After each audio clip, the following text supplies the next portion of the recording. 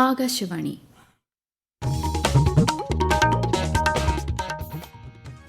നമസ്കാരം. പ്രാദേശിക വാർത്തകൾ വായിക്കുന്നത് കൃഷ്ണ.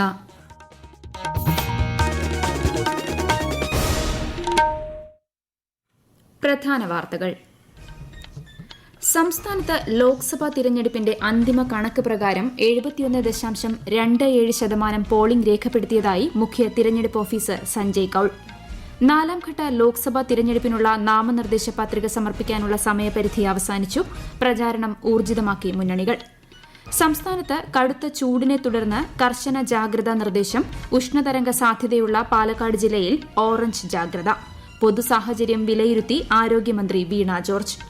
ആലപ്പുഴ ജില്ലയിൽ വീണ്ടും പക്ഷിപ്പനി സ്ഥിരീകരിച്ച പ്രദേശങ്ങളിൽ വളർത്തുപക്ഷികളെ കൂട്ടത്തോടെ കൊല്ലുന്ന നടപടിക്ക് നാളെ തുടക്കമാകും.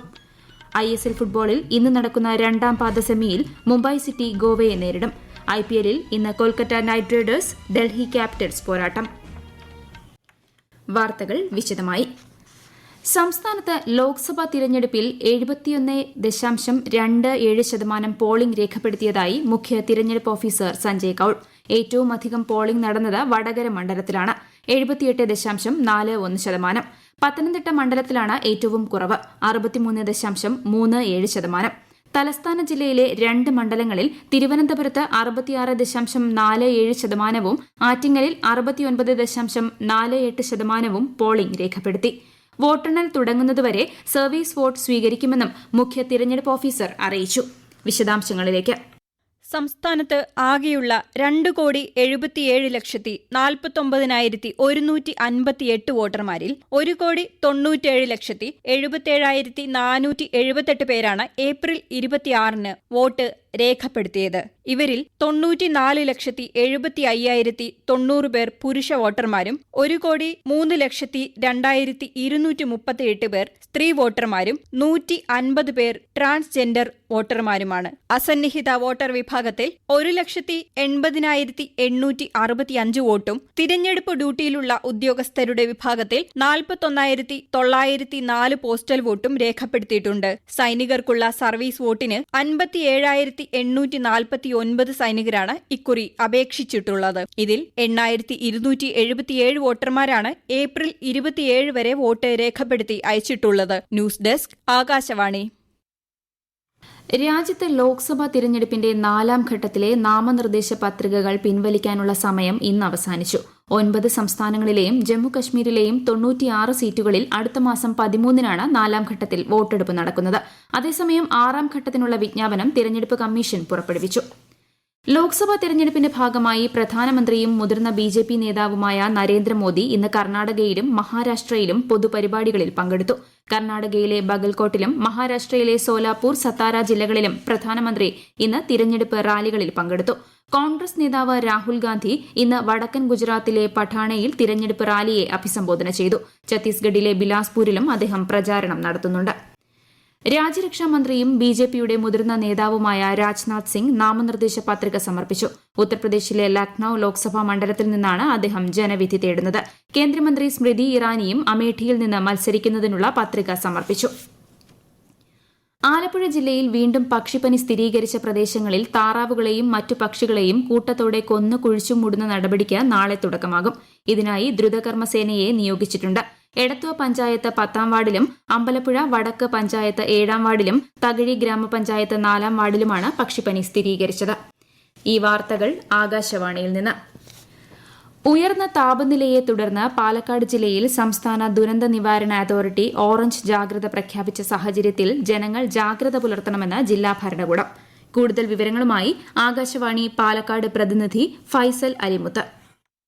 തുടർച്ചയായ ദിവസങ്ങളിൽ അതിതീവ്രമായ ചൂടാണ് പാലക്കാട് ജില്ലയിൽ രേഖപ്പെടുത്തുന്നത്. അടുത്ത ദിവസങ്ങളിലും താപനില ഇനിയും ഉയരുമെന്നാണ് കാലാവസ്ഥാ വകുപ്പിന്റെ പ്രവചനം.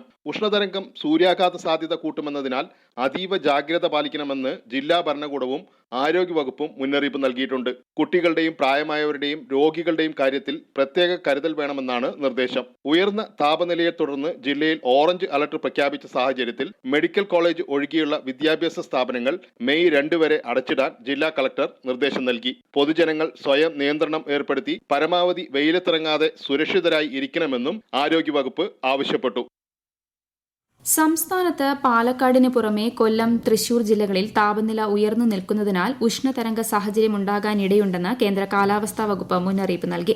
കൊല്ലം, തൃശൂർ ജില്ലകളിൽ ഉയർന്ന താപനില 40 ഡിഗ്രി സെൽഷ്യസ് വരെ ഉയരുമെന്നാണ് മുന്നറിയിപ്പ്. അടുത്ത മാസം 2 വരെ സംസ്ഥാനത്തെ 12 ജില്ലകളിൽ മഞ്ഞ ജാഗ്രത പ്രഖ്യാപിച്ചു. ഇതേ തുടർന്ന് കേരളത്തിൽ അതീവ ജാഗ്രതാ നിർദ്ദേശം നൽകി. കണ്ണൂരും പാലക്കാടും കഴിഞ്ഞ ദിവസങ്ങളിൽ സൂര്യാതപമേറ്റുള്ള മരണം റിപ്പോർട്ട് ചെയ്തിട്ടുണ്ട്. ഉഷ്ണതരംഗം മൂലമുള്ള ശാരീരിക ബുദ്ധിമുട്ടുകൾ ഒഴിവാക്കാൻ സ്വയം പ്രതിരോധം വളരെ പ്രധാനമാണെന്ന് ആരോഗ്യമന്ത്രി വീണ ജോർജ്. ആരോഗ്യവകുപ്പിലെ ഉന്നത ഉദ്യോഗസ്ഥരുമായി മന്ത്രി നടത്തിയ അവലോകന യോഗത്തിൽ സംസ്ഥാനത്തെ പൊതു സാഹചര്യം വിലയിരുത്തി. വിശദാംശങ്ങളിലേക്ക്. രാവിലെ 11 മണി മുതൽ വൈകുന്നേരം 3 മണി വരെ നേരിട്ട് സൂര്യപ്രകാശം ഏൽക്കാതിരിക്കാൻ എല്ലാവരും ശ്രദ്ധിക്കണം. കുഞ്ഞുങ്ങൾ, പ്രായമായവർ, ഗർഭിണികൾ, ഗുരുതര രോഗമുള്ളവർ എന്നിവർ പ്രത്യേകം ശ്രദ്ധിക്കണം. ഉയർന്ന ചൂട്, സൂര്യാഘാതം, സൂര്യാതപം, നിർജ്ജലീകരണം തുടങ്ങി നിരവധി ആരോഗ്യ പ്രശ്നങ്ങൾക്ക് കാരണമാകും. വെള്ളം ധാരാളം അടങ്ങിയിട്ടുള്ള പഴങ്ങളും പച്ചക്കറികളും ഭക്ഷണത്തിൽ ഉൾപ്പെടുത്തുക. നിർജ്ജലീകരണം ഉണ്ടാകാൻ സാധ്യതയുള്ളതിനാൽ ധാരാളം വെള്ളം കുടിക്കണം. ശാരീരിക അസ്വസ്ഥതകളോ ബുദ്ധിമുട്ടുകളോ ഉണ്ടായാൽ ചികിത്സ തേടണമെന്നും മന്ത്രി അഭ്യർത്ഥിച്ചു. News desk, Akashvani. സംസ്ഥാനത്ത് ഉഷ്ണതരംഗ സാധ്യത നിലനിൽക്കുകയും പകൽ താപനില ക്രമാതീതമായി ഉയരുകയും ചെയ്യുന്ന സാഹചര്യത്തിൽ വെയിലത്ത് ജോലി ചെയ്യുന്ന തൊഴിലാളികളുടെ ജോലി സമയ ക്രമീകരണം മെയ് 15 വരെ നീട്ടിയതായി മന്ത്രി വി ശിവൻകുട്ടി. ഉച്ചയ്ക്ക് 12 മുതൽ വൈകിട്ട് 3 വരെ തൊഴിലാളികൾ വെയിലത്ത് പണിയെടുക്കുന്നത് കണ്ടെത്തിയാൽ തൊഴിലുടമയ്ക്കെതിരെ കർശന നടപടി സ്വീകരിക്കും. സംസ്ഥാനത്ത് മുഴുവൻ തൊഴിലിടങ്ങളിലും കർശന പരിശോധന നടത്തുന്നതിനുള്ള നടപടികൾ സ്വീകരിക്കാൻ ലേബർ കമ്മീഷണർക്ക് മന്ത്രി നിർദ്ദേശം നൽകി. സമുദ്രനിരപ്പിൽ നിന്ന് 3000 അടിയിൽ കൂടുതൽ ഉയരമുള്ള സൂര്യാഘാതത്തിന് സാധ്യതയില്ലാത്ത മേഖലകളെ ഉത്തരവിൽ നിന്നും ഒഴിവാക്കിയിട്ടുള്ളതായും മന്ത്രി അറിയിച്ചു. ISL ഫുട്ബോളിൽ ഇന്ന് നടക്കുന്ന 2ാം പാദ സെമിയിൽ മുംബൈ സിറ്റി ഗോവയെ നേരിടും. രാത്രി 7:30 മുംബൈ ഫുട്ബോൾ അരീനയിലാണ് മത്സരം. ഇന്നലെ നടന്ന 2ാം പാദ സെമിയിൽ ഒഡീഷയെ എതിരില്ലാത്ത 2 ഗോളുകൾക്ക് പരാജയപ്പെടുത്തി മോഹൻ ബഗാൻ സൂപ്പർ ജയന്റ് ഈ സീസണിലെ ആദ്യ ഫൈനലിസ്റ്റുകളായി. മെയ് 4-നാണ് ഫൈനൽ. IPL ക്രിക്കറ്റിൽ ഇന്ന് കൊൽക്കത്ത നൈറ്റ് റൈഡേഴ്സ് ഡൽഹി ക്യാപിറ്റൽസിനെ നേരിടും. രാത്രി 7:30 കൊൽക്കത്തയിലാണ് മത്സരം. കള്ളക്കടൽ പ്രതിഭാസത്തിന്റെ ഭാഗമായി കേരള തീരത്തും തെക്കൻ തമിഴ്നാട് തീരത്തും തീരപ്രദേശത്തിന്റെ താഴ്ന്ന പ്രദേശങ്ങളിലും ഉയർന്ന തിരമാലകൾ കാരണം കടലാക്രമണത്തിന് സാധ്യതയുണ്ടെന്ന് ദേശീയ സമുദ്രസ്ഥിതി പഠന ഗവേഷണ കേന്ദ്രം മുന്നറിയിപ്പ് നൽകി. സംസ്ഥാനത്ത് വൈദ്യുതി ഉപയോഗം 10 ഇരട്ടിയോളം വർദ്ധിച്ചെന്ന് മന്ത്രി കെ കൃഷ്ണൻകുട്ടി. വൈദ്യുതി ഉപയോഗം നിയന്ത്രിച്ചില്ലെങ്കിൽ കടുത്ത പ്രതിസന്ധിയുണ്ടാകും.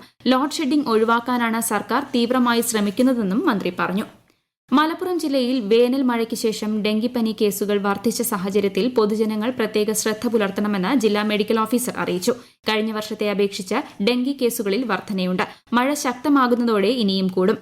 ഈ വർഷം ജനുവരി മുതൽ ഇന്ന് വരെ ജില്ലയിൽ 651 ഡെങ്കിപ്പനി കേസുകൾ സ്ഥിരീകരിക്കുകയും സംശയാസ്പദമായ 607 കേസുകൾ റിപ്പോർട്ട് ചെയ്യുകയും ചെയ്തതായും ജില്ലാ മെഡിക്കൽ ഓഫീസർ അറിയിച്ചു.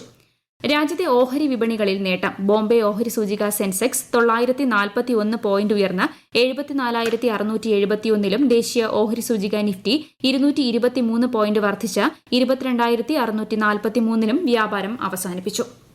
പ്രധാന വാർത്തകൾ വീണ്ടും.